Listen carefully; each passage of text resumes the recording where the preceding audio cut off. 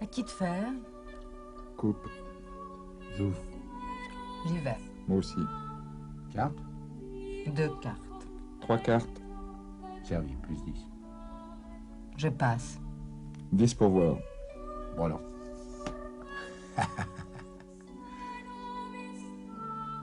Quelle vanité que la peinture, qui attire l'admiration par la ressemblance de choses dont on n'admire point les originaux. Blaise Pascal.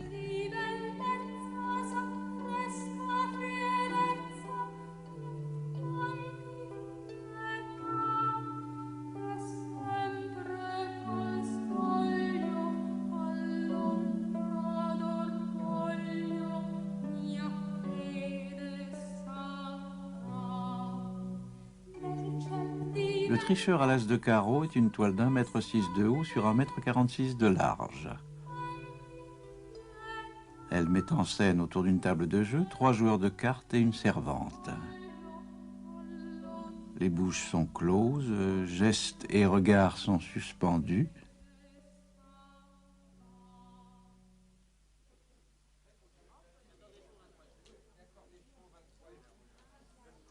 On joue très gros. Le joueur de droite possède 4 cartes, dont une de pique. La joueuse tient aussi 4 cartes en main. Le personnage de gauche n'en a que 3. Il est le seul dont le visage ne soit pas en pleine lumière. Il est tourné vers le spectateur. En sortant un as de carreau de sa ceinture, il fait glisser un as de pique. C'est le tricheur qui donne son titre au tableau. Ses cheveux sont longs et bourriffés. Il est vêtu d'un juste-au-corps de peau souple et claire, orné aux épaules d'aiguillettes noires dénouées. Il porte une ceinture de cuir noir assez large pour contenir des cartes. Les manches fendues laissent voir une chemise de satin. Le col est orné de petites broderies rouges à abeilles. Le tricheur a un peu de barbe au menton. Près de lui, une servante vue de profil vient de verser un verre de vin qu'elle tend à la joueuse. Dans sa main gauche, elle serre le col d'une fiasque protégée par un tressage de rotin. Elle porte une robe rouge cinabre dont la partie supérieure, très décolletée, est faite d'un tissu bleu-vert foncé. Sous la robe, une brassière rebrodée. Au col, un passement à motifs semblable à ceux du tricheur. À son poignet, un élégant bracelet de cornaline. Ses cheveux sont cachés par un turban jaune paille, auquel ont été ajoutés, sans doute à la fin du XVIIe siècle, une escarboucle et une aigrette. La joueuse tient ses cartes dans la main gauche, de la main droite. Elle fait un geste. Elle a les yeux tournés vers sa droite. Elle est vêtue d'une robe de velours marron très largement décolletée et bordée d'un galon d'or. Ses manches à crever sont doublées par des manches de soie blanche en bouillon. Les crevés montrent des doublures de soie jaune et sont bordées de fils d'or en croquet. Elle porte des bracelets, un collier de grosses perles et encore d'autres perles en poire comme pendant d'oreilles.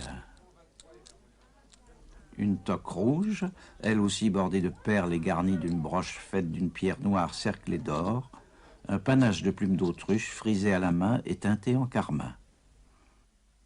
Ses cheveux séparés au milieu sont coiffés en bandeaux collés. Elle a la peau très blanche. À toi. Le 4e personnage est un très jeune homme au riche costume.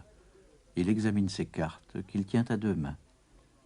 Il porte des chausses bouffantes rouge vermillon et au-dessus, un soyon de brocart au large rabat serré par un ruban de satin corail. Ses manches de satin blanc sont fermées au poignet par de petits volants à ganses noires et or. Aux emmanchures, une série d'aiguillettes nouées. Très bouclé, le jeune homme porte un toquet serré par un cordon de fil d'argent terminé en petits glands tressés. Sur ce toquet, une large plume d'autruche frisée et colorée en orange vif. Les personnages peuvent être élégants sans être très propres. Latour rend parfaitement la nacre des ongles, mais n'oublie pas d'en souligner la crasse, à la manière déjà illustrée par Caravage dans son Bacchus.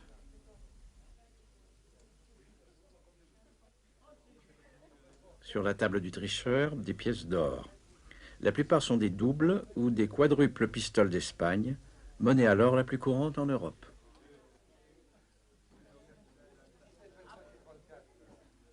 Latour a vécu en Lorraine à l'époque de Louis XIII. Fils de boulanger, il accède par son mariage à la petite noblesse et s'installe à Lunéville. La guerre et l'incendie de Lunéville ont détruit beaucoup de tableaux. La trentaine de toiles aujourd'hui connues ne représente qu'une fraction de son œuvre. Latour a traité plusieurs fois les mêmes thèmes. Il existe au musée Kimball de Fort Worth, au Texas, une autre version de Tricheur, le tricheur à l'as de trèfle. Très proche dans le traitement d'ensemble, elle présente un certain nombre de variantes dans les détails. En particulier, les cartes ne montrent pas des carreaux mais des trèfles. L'as de trèfle moins achevé est sans doute antérieur à l'as de carreau. En passant de l'un à l'autre, Latour rapproche la courtisane de la servante et éloigne le jeune homme. Chaque personnage diffère par quelques autres détails. Le tricheur, présence ou absence de moustache, les rubans noués ou dénoués, la servante, le turban, la robe et ses broderies, le bracelet, la joueuse, le collier, le bracelet, la position de la main et les pièces d'or. Le jeune homme, la coiffure, les mains et les cartes, le vêtement, les pièces.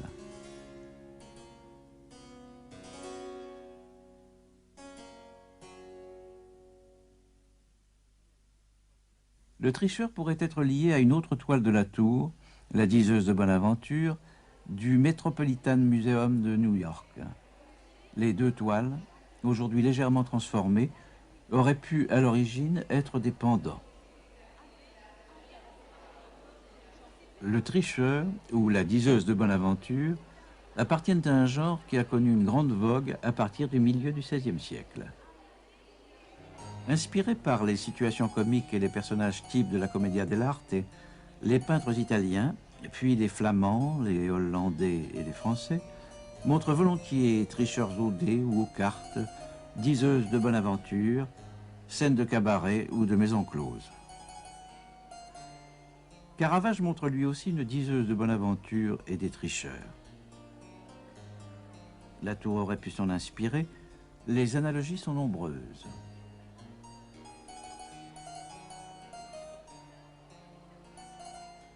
Nées en Orient et introduites en Europe, les cartes prennent dès le XVIe siècle leur forme moderne. Jeu de tarot de 78 pièces à cartes numérales, à figure et à triomphe, ou bien jeu de cartes simplifiées de 52 pièces. Les cartes ne servent pas seulement au jeu, elles entrent aussi dans des pratiques divinatoires très populaires.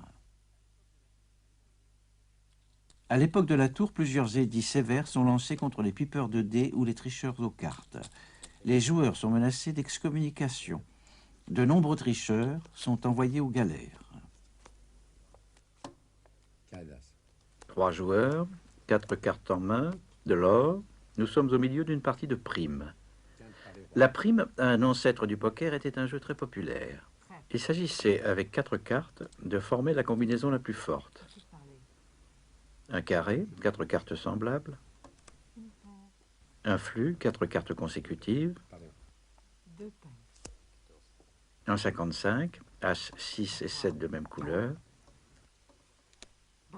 Ou bien une prime, 4 cartes de couleurs différentes. À chaque levée on mise, comme dans le poker moderne, Le joueur peut passer ou surenchérir. 8 pièces d'or devant la joueuse, 2 ou 3 pièces seulement cachées sous le coude du tricheur. Devant le jeune homme, 1 pièce d'argent et une douzaine de pièces d'or. C'est une somme considérable. La joueuse vient de distribuer 4 cartes à chacun, et selon les règles, elle fait signe au premier joueur situé à sa droite, c'est-à-dire le tricheur, de faire l'annonce de sa mise. Le tricheur, qui vient sans doute de subtiliser une de ses plus faibles cartes, choisit ce moment pour sortir un as de carreau d'une réserve d'as qu'il possède dans sa ceinture. Le tricheur a déjà 2 cartes de carreau en main. Il est évident que la première n'est ni un 5, ni un 9. Il s'agit d'un 7. En bonne logique, le 6 a été rangé derrière lui. Avec l'as de carreau qu'il ajoute, le tricheur forme une des combinaisons les plus fortes du jeu de prime, le 55. Il s'assure donc une position dominante. Et tandis que le jeune homme baisse les yeux vers ses cartes, le trio communique par une série de regards en coin. 100 francs 20. 17. La joueuse est très pâle. Elle a un grand décolleté, elle est couverte de perles.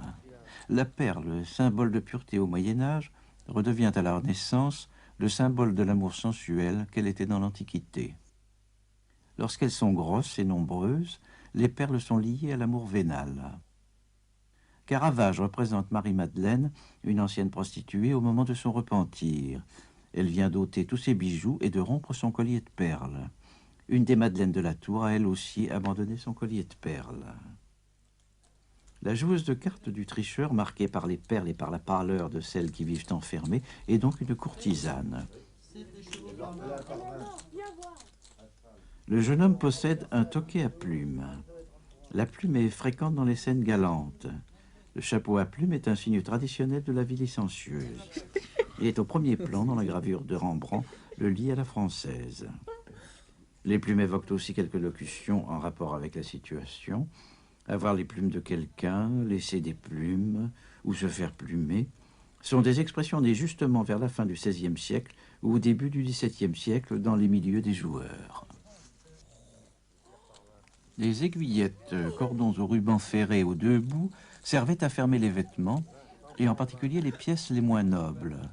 Le mot entraîne en diverses expressions triviales. Courir l'aiguillette, c'est avoir des aventures galantes. Serrer les vieilles aiguillettes, c'est être avare. Nouer les aiguillettes, c'est jeter un maléfice sexuel qui rend impuissant. Le tricheur a les aiguillettes dénouées, marque de débraillé, de liberté sensuelle. Le jeune homme, au contraire, a toutes ses aiguillettes soigneusement nouées. Il débute dans le monde, il est une proie toute désignée. Il tient un 6 de pique. Selon la cartomancie classique, la carte de pique annonce l'hostilité, le malheur, et le 6 de pique, la lutte contre le destin. Au contraire, les carreaux annoncent l'argent et le commerce, y compris le commerce sexuel. L'as de carreau apparaît souvent dans les tableaux de cette époque, par exemple chez Jean Steen ou Cornelis Béga, comme symbole de la prostitution. L'as de carreau annonce une opération fructueuse et le 7 de carreau l'assurance de son succès. C'est le jeu du tricheur.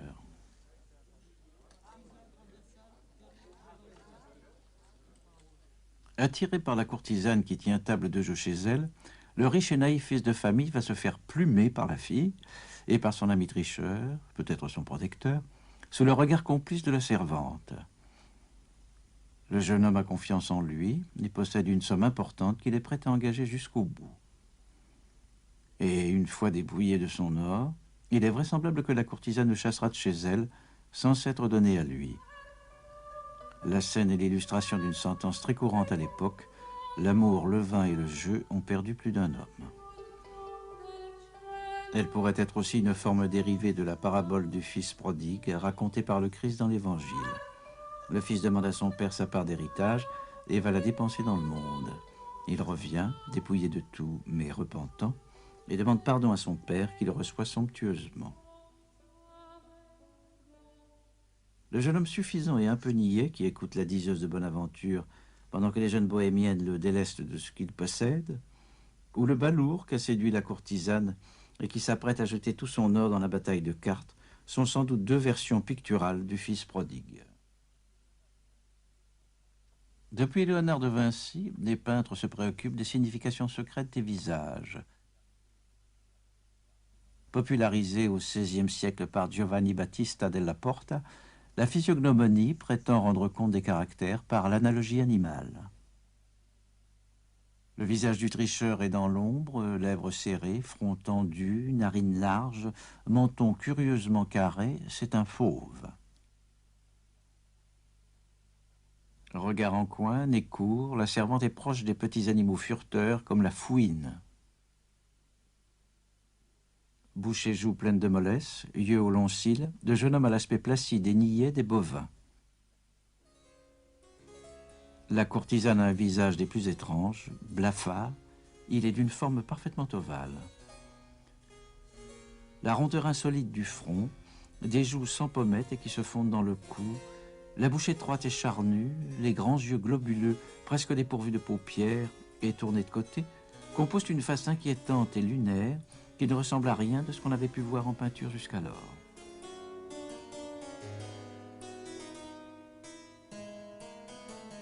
La bohémienne de la diseuse de Bonaventure possède elle aussi un visage ovale.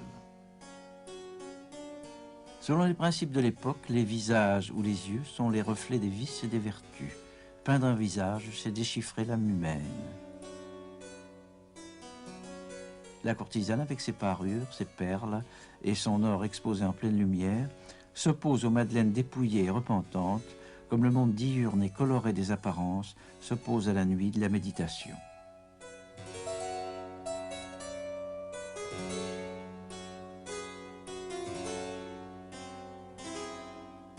La tour précède de quelques années Pascal et le courant janséniste, qui mettent au premier plan de leurs préoccupations religieuses le dépouillement ascétique et l'austérité. Les deux hommes sont face à face, les deux femmes côte à côte. L'ensemble donne l'impression d'un collage. Il n'y a pas de profondeur entre le tricheur et la servante, ni entre le jeune homme et la courtisane. L'espace derrière eux n'est qu'à peine suggéré par un pan de mur un peu plus clair. Le cadrage des personnages à mi-corps dans une scène étroite déployée sur un format moyen est une innovation de la fin du XVe siècle, remise en vigueur à la fin du XVIe par Caravage dans des tableaux comme La diseuse de Bonaventure ou Les tricheurs. Le cadre se resserre, le décor disparaît. Les personnages peints grandeur nature sont vus en gros plan et se rapprochent donc du spectateur. Le tableau devient une sorte de théâtre des passions. L'éclairage scénique latéral, particulièrement brutal chez Caravage, se retrouve chez Latour. La lumière vient de la gauche. Elle est à peu près parallèle à la diagonale du tableau. C'est l'éclairage d'atelier qui deviendra classique, mais qui, à cette époque, est encore une innovation. La source peut être aussi bien une fenêtre qu'un grand porte-chandelle. L'examen des reflets ne permet pas de trancher.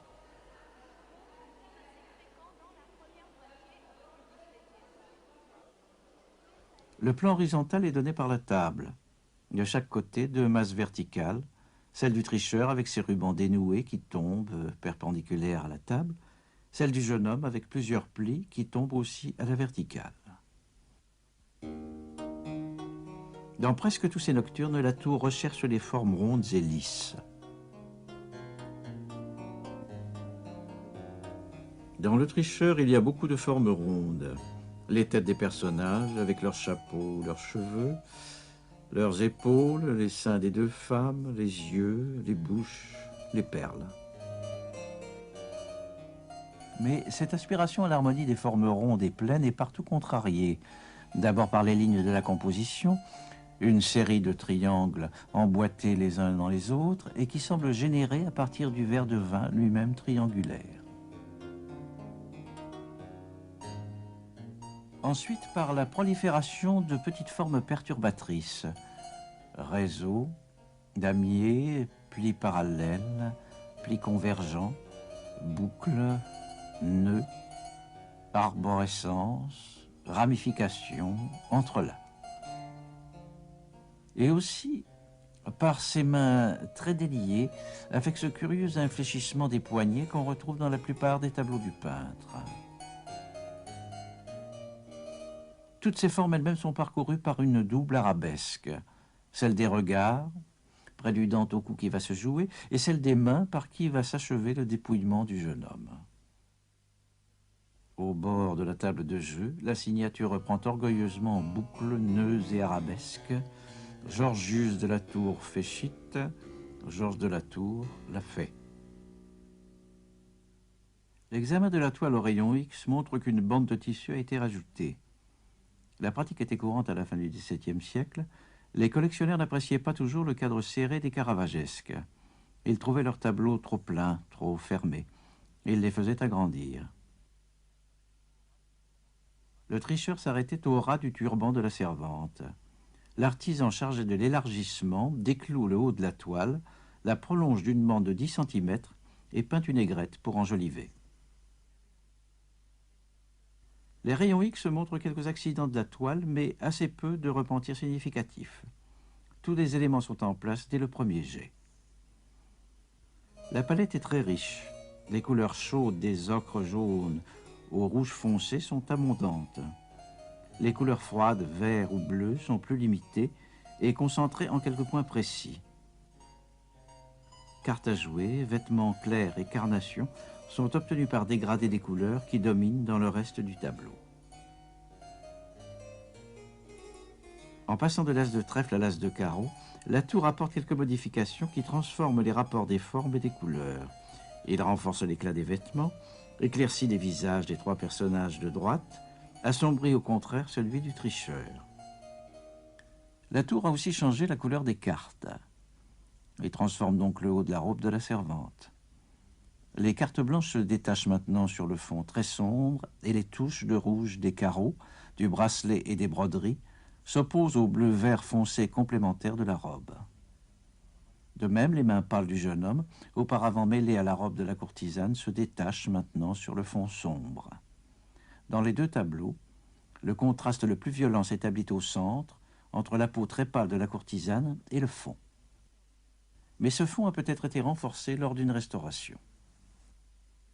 La technique est très franche, en pleine pâte. Les coups de pinceau sont souvent visibles même dans les carnations, où les peintres en général s'appliquaient à les effacer.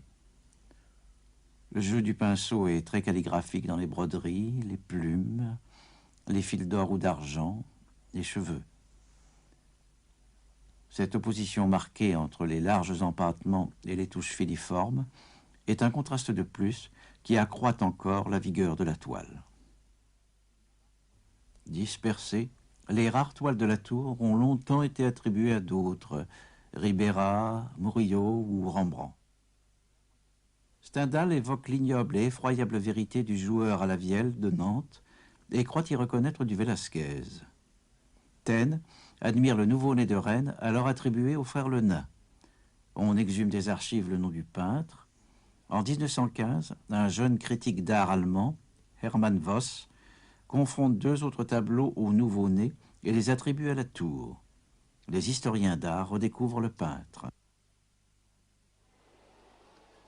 En 1926, Pierre Landry, champion de tennis et collectionneur, achète le tricheur chez un antiquaire parisien et y découvre la signature de la tour. Le tableau est montré en 1934 à Paris, à l'exposition Les peintres de la réalité organisée par Charles Sterling. En 1972 a lieu la première grande rétrospective de la tour à l'Orangerie des Tuileries. Et pendant l'exposition, le musée du Louvre achète le tricheur pour 10 millions de francs, somme la plus élevée jamais versée par le musée pour l'acquisition d'un tableau. En 1980, surprise, des spécialistes britanniques déclarent que la diseuse de Bonaventure et le tricheur à l'as de carreau seraient des tableaux modernes fabriqués entre 1920 et 1940 par d'habiles faussaires. Costumes et chapeaux invraisemblables, broderies copiées sur d'autres tableaux, bijoux anachroniques, perspectives fausses, signatures inventées. Et dans la diseuse de Bonaventure, le mot « merde » semblait écrit sur le col d'une des bohémiennes. Mais les études techniques ont montré la présence de certains pigments du XVIIe siècle, inconnus au début du XXe et redécouverts seulement récemment. D'autres analyses ont prouvé l'ancienneté des toiles. Quant aux lettres du col, ce n'était qu'un repeint moderne, dû peut-être à un restaurateur facétieux. Le mot a disparu au nettoyage. Si certains croient que le tricheur est un fou, c'est peut-être parce qu'il s'agit d'une image improbable, excessive. Trop de lumière, trop de couleurs, trop de romanesque. Le jeu comme symbole du monde.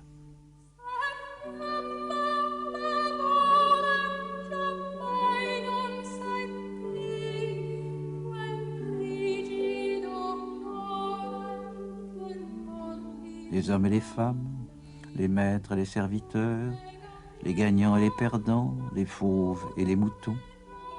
L'obliquité des regards vaut pour celle du monde. Le sacrifice de l'enfant prodigue vaut pour toutes les autres mises à mort d'une société cruelle et cynique. Il n'y a que l'or qui survit.